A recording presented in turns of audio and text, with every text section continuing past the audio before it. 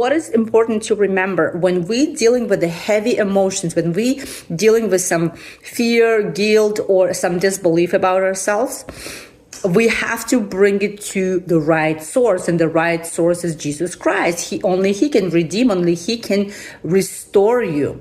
So we have to replace whatever the belief you have. For example, in my case, I was fearful of what the people's reaction. I was afraid that people will judge me and how they will react.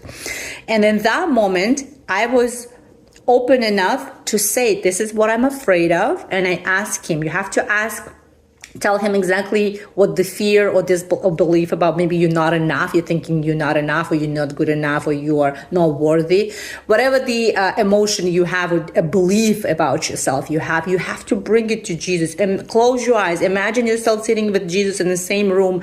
Center yourself, ask for protection, ask so there is no other, unholy spirits will involved in this conversation. It's a holy presence, just you and God. And ask him, this is what I have. Please take me to the day when the first time I learned this belief about myself. I learned this fear about myself, whatever the emotion you're dealing with.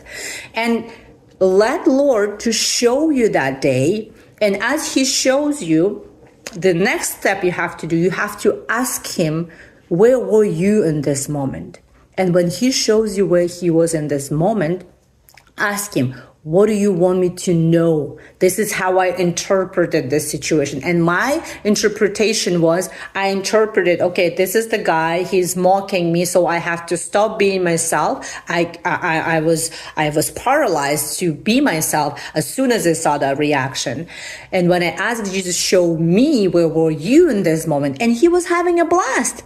So he'll give you your scenario. So there is no formula with God. He will work with you individually, but the point is you will give him your belief, your fear, and he will replace it with his truth. And this is what happens.